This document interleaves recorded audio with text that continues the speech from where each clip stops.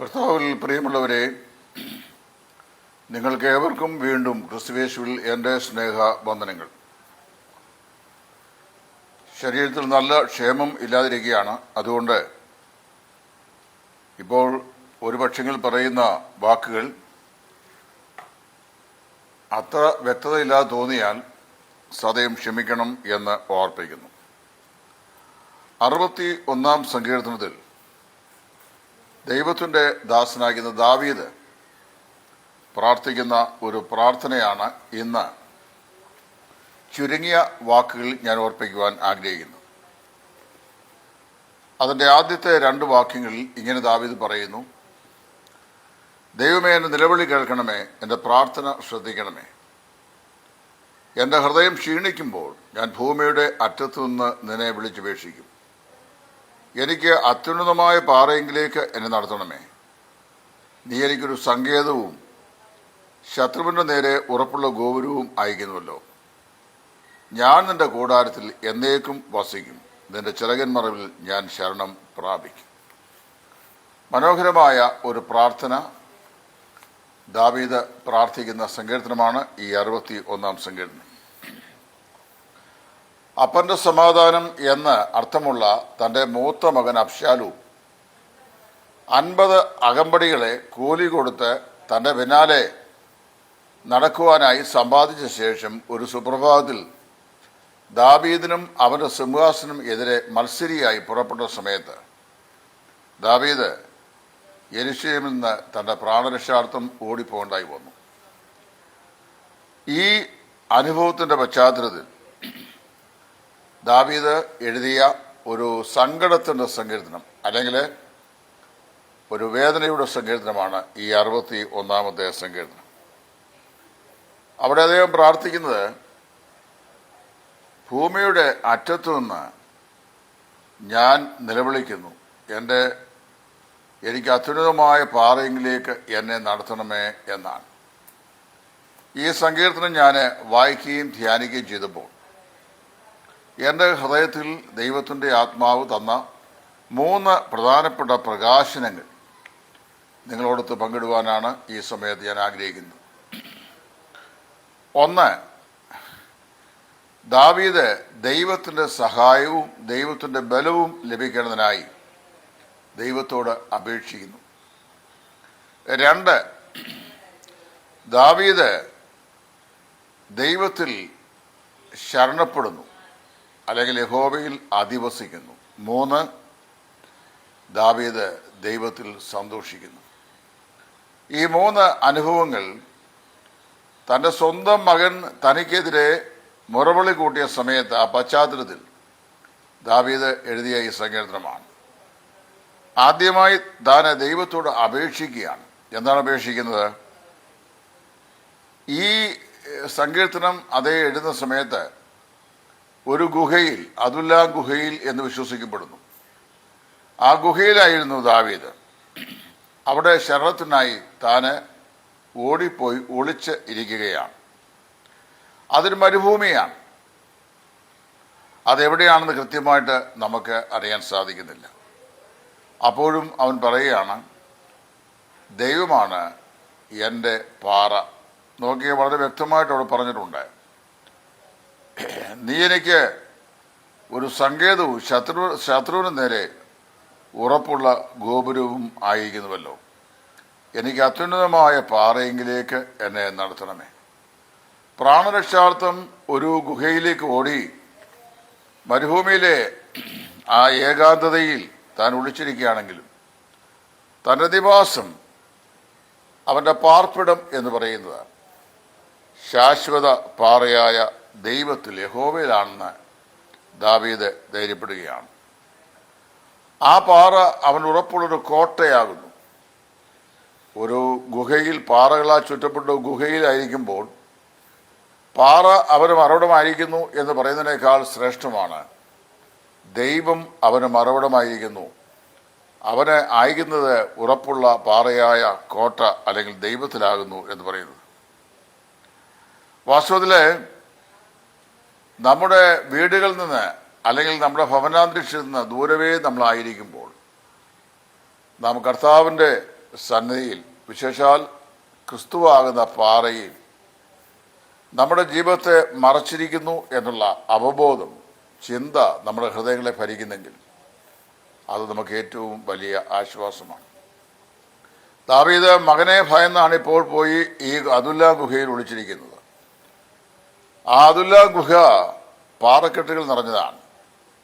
എന്നാൽ ആ പാറക്കെട്ടുകൾക്ക് അപ്പുറം ഒരു ശാശ്വത പാറ, യഹോവയാം യാഹിൽ ശാശ്വതമായ ഒരു പാറയുള്ളത് കൊണ്ട് എന്നേക്കും അവനിൽ ആശ്രയിപ്പീൻ എന്ന് പ്രവാചകൻ പറഞ്ഞ പോലെ യുഗങ്ങളുടെ പാറയിൽ ആശ്രയിക്കുന്നവനായിരുന്നു ദാവീദ്. രണ്ടാമത് ദാവീദ് പറയുന്നത്, ഞാൻ നിന്റെ കൂടാരത്തിൽ എന്നേക്കും വസിക്കും എന്നാണ്. ഞാൻ നിന്റെ കൂടാരത്തിൽ എന്നേക്കും വസിക്കും. 4-ാം വാക്യം വളരെ ഹൃദയസ്പൃക്കായ പദപ്രയോഗമാണ്. ഞാൻ നിന്റെ കൂടാരത്തിൽ എന്നേക്കും വസിക്കും, നിന്റെ ചിറകിൻ മറവിൽ ഞാൻ ശരണം പ്രാപിക്കും.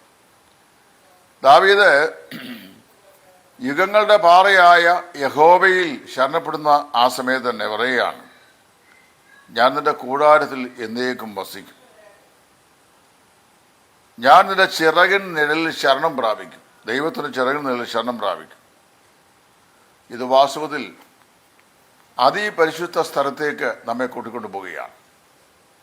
സമാഗമന കൂടാരത്തിന്റെയും ദേവാലയത്തിന്റെയും അതിപരിശുദ്ധ സ്ഥലത്ത് ചെല്ലുമ്പോൾ അതിപരിശുദ്ധ സ്ഥലത്ത് ഒരു ത്രോണോസ് ഉണ്ട്. ആ ത്രോണോസിൽ മുഖത്തോടെ മുഖം തിരിഞ്ഞു നിൽക്കുന്ന 2 കെരൂബുകളുണ്ട്.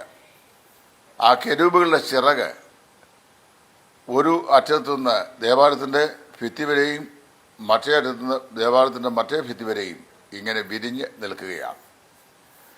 അങ്ങനെ വിരിഞ്ഞു നിൽക്കുന്ന ഈ കെരൂബുകളുടെ ചിറകിന്റെ കീഴിലാണ് നിയമത്തിന്റെ പെട്ടകം സൂക്ഷിക്കപ്പെട്ടിരിക്കുന്നത്. ആ കെരൂബുകളുടെ ചിറകിൻ നിഴലിൽ സൂക്ഷിക്കപ്പെട്ടിരിക്കുന്ന നിയമപ്പെട്ടകം ദൈവത്തിന്റെ സാന്നിധ്യത്തെയാണ് നമ്മെ അനുസ്മരിപ്പിക്കുന്നത്.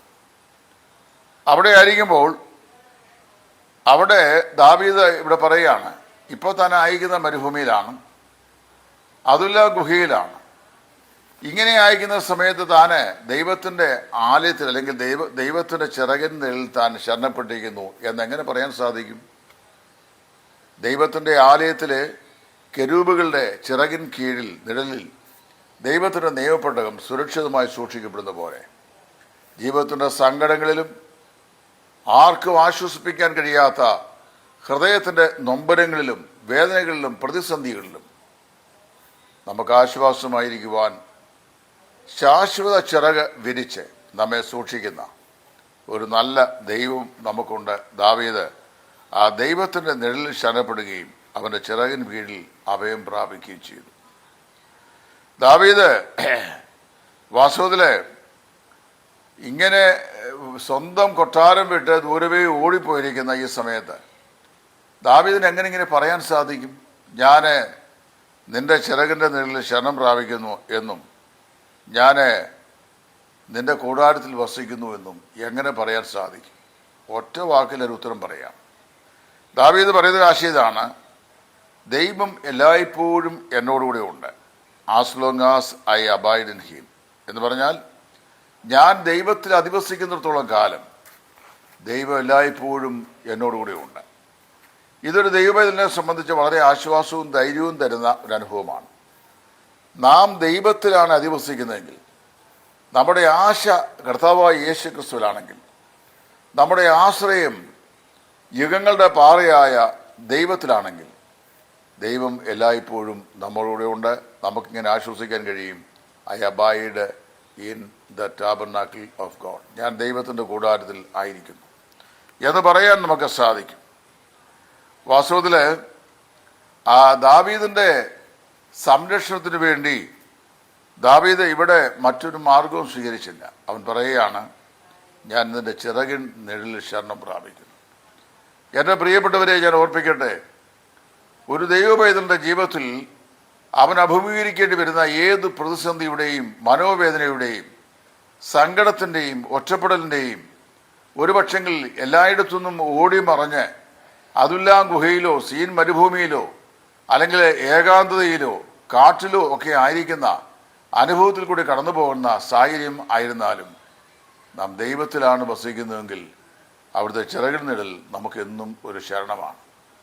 ദൈവത്തിൻ്റെ നിയമപ്പെട്ടകം കെരൂബുകളുടെ ചിറകിൻ്റെ കീഴിൽ ഭദ്രമായി ഇരിക്കുന്ന പോലെ ഇസ്രായേലിൻ്റെ പരിപാലകന്റെ ചിറകിൻ്റെ കീഴിൽ അവനിൽ ശരണപ്പെടുന്ന തൻ്റെ ഭക്തന്മാരുടെ ജീവിതം എല്ലായ്പ്പോഴും സുരക്ഷിതമാണെന്ന് ദാവീദ് നമ്മോട് പറയുകയാണ്. അപ്പം വാസ്തവത്തിൽ ദൈവത്തിൻ്റെ ആലയത്തിലെ കെരൂബുകളുടെ ചിറകിനേക്കാൾ അധികമായി ദൈവം താൻ തന്നെയാണ് ദാവീദിൻ്റെ ആലയം അല്ലെങ്കിൽ തൻ്റെ മറവിടം എന്ന് ദാവീദ് ദൈവസനിൽ ആശ്വസിക്കുന്നു. ഇനി മൂന്നാമതായി നമ്മൾ വായിക്കുന്നത് ദാവീദ് ദൈവത്തിൽ സന്തോഷിച്ചു. അതിൻ്റെ 8-ാം വാക്യം നോക്കുക. ആദ്യത്തെ 2 വാക്യങ്ങൾ അദ്ദേഹം പ്രാർത്ഥിച്ചു.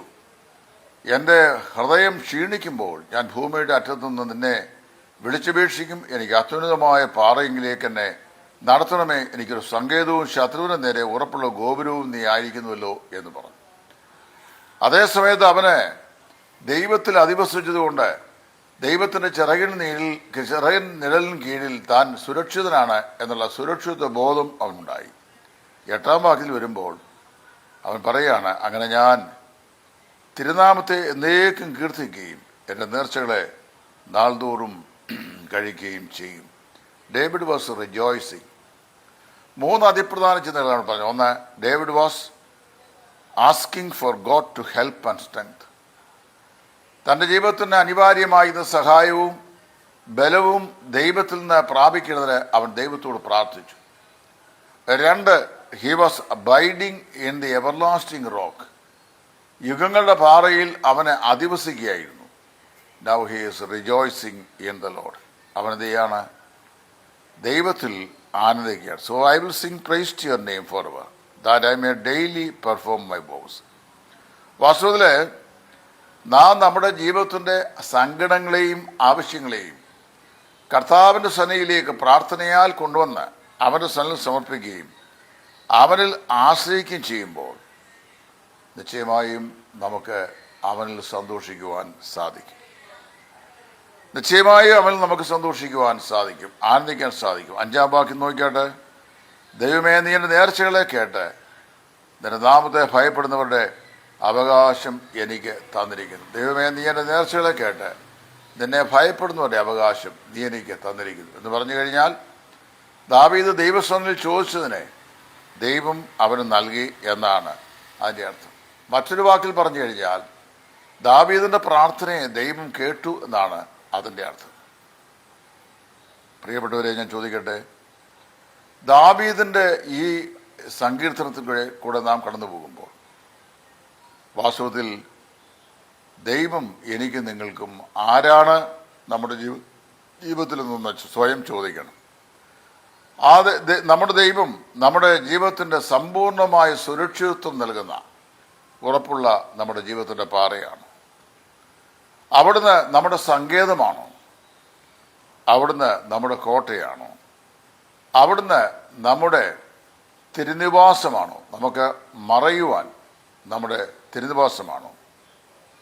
വാസ്തവത്തിൽ നമ്മുടെ ജീവിതത്തിൻ്റെ അനുദിന ആവശ്യങ്ങളിൽ നാം ദൈവത്തെ ഈ നിലയിൽ കാണാറുള്ളൂ. ഞാൻ ഈ സങ്കീർത്തന ഭാഗങ്ങളൊക്കെ വായിക്കുകയും ധ്യാനിക്കുകയും ചെയ്യുമ്പോൾ പരിശുദ്ധാത്മാവായ ദൈവം എൻ്റെ ഹൃദയത്തിൽ നിന്ന പ്രകാശനമാണ് ഞാൻ എല്ലാവരുടെയും അനുഗ്രഹത്തിനായി പറയുന്നത്. ഈ സങ്കീർത്തന പഠനം എന്നെ വളരെ ആശ്വസിപ്പിച്ചിട്ടുണ്ട്. സങ്കീർത്തനങ്ങളുടെ പഠനങ്ങളിൽ ഇനിയും കുറേ സങ്കീർത്തനങ്ങൾ മാത്രമേ ഉള്ളൂ യൂട്യൂബിൽ അപ്ലോഡ് ചെയ്യാൻ. ബാക്കിയെല്ലാം ഇതിനോടൊക്കെ ഞാൻ ഇവിടെ അവതരിപ്പിച്ചു കഴിഞ്ഞു.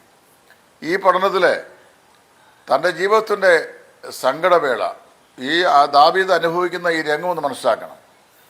സന്തോഷമായി സമാധാനമായി ദൈവത്തിന് സംഗീതം പാടി ഇസ്രായേലിനെ നയിച്ച് അവർ രാജാവായി ജീവിക്കുന്ന കാലങ്ങളല്ല യാതൊരു മുന്നറിവും കൂടാതെ അബ്ശാലോം അവനെതിരെ 50 അകമ്പടികളെ കൊണ്ട് അവരുടെ സിംഹാസനം അട്ടിമറിച്ച് അതിനെ അവകാശമാക്കിയത്. അന്ന് വരെ അവനോടുകൂടെ മന്ത്രിസഭയിൽ ആലോചന പറഞ്ഞു കൊടുക്കുന്ന അഹീതോഫേലും തിരിഞ്ഞു നിന്ന് ദാവീദിന് വിരോധമായി തൻ്റെ മകൻ അബ്ശാലോമിൻ്റെ പക്ഷം ചേർന്ന് സംസാരിച്ചു. ദാവീദ് പ്രാണഭയത്തിലായി. അവന് മരുഭൂമിയിലെ ഗുഹയിലേക്ക് ഓടിപ്പോയി. ആ ഗുഹയിൽ ചെന്ന സമയത്ത് നിരാശയുടെ നീർച്ചുഴിയിൽ തളർന്ന അവശനായി അവൻ കൈവിടപ്പെട്ടവനായി തകർന്ന് അവിടെ ഇരിക്കുകയായിരുന്നില്ല. അവൻ ദൈവസന്നിധിയുടെ ഹൃദയം പകർന്നു. കർത്താവേ, എൻ്റെ പ്രാർത്ഥന കേൾക്കണമേ.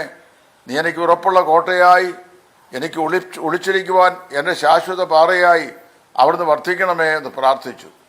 അവൻ കർത്താവിലും അവിടുത്തെ ചിറകിനുള്ളിലും അധിവസിക്കുന്നതായി അവന് അനുഭവപ്പെട്ടു. ദൈവം അവനോടുകൂടെ ഉണ്ടെന്നും ദൈവം അവനോടുകൂടെ ഉള്ളപ്പോൾ അവൻ ദൈവത്തിൽ അധിവസിക്കുന്നുവെന്നും യുഗങ്ങളുടെ പാറയായ ആ യഹോവയാം ദൈവത്തിൽ അവൻ എന്നേക്കും സുരക്ഷിതനാണെന്നുമുള്ള ചിന്ത അവൻ്റെ ഹൃദയത്തെ മതിച്ചപ്പോൾ അവൻ ദൈവസന്നിധിയിൽ സ്തോത്ര സംഗീതം പാടി സന്തോഷിച്ച് ദൈവത്തെ മഹത്വപ്പെടുത്തി. നമ്മുടെ ജീവിതത്തിൽ ഏകാന്തതയുടെ, നിരാശയുടെ, ഒറ്റപ്പെടലിൻ്റെ, ഒളിച്ചോടിപ്പോകുന്നതിൻ്റെ, ആരാലും അറിയപ്പെടാത്തതിൻ്റെ, എല്ലാവരാലും മറന്നുപോകുന്നതിൻ്റെ ഒക്കെ ജീവിത സാഹചര്യങ്ങളും അനുഭവങ്ങളും ഉണ്ടാകാം. എന്നാൽ നമ്മൾ ഒരു കാര്യം മനസ്സിലാക്കണം, യഹോവഭക്തനെ ദയ ചുറ്റിക്കൊള്ളും. ദൈവത്തിൻ്റെ ചിറകിൻ നിഴലിലാണ് ഒരു ക്രിസ്തുഭക്തൻ. അവൻ്റെ തിരുനിവാസന മറവിലാണ് അവനായിരിക്കുന്നത്. ദൈവമാണ് അവൻ്റെ പാറ, ദൈവമാണ് അവൻ്റെ സങ്കേതം, ദൈവമാണ് അവൻ്റെ കോട്ട.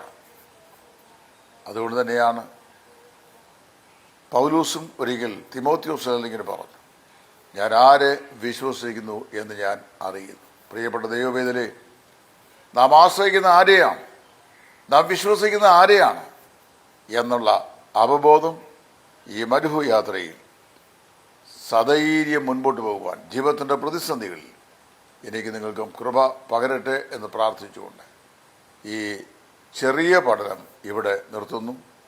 ദൈവനാമം എന്നേക്കും മഹത്വപ്പെടട്ടെ. ക്രിസ്തുവിൽ നിങ്ങളുടെ സുവിശേഷകൻ ടൈറ്റസ് ഫ്രം ഇടയാറുമുള്ള. Thank U.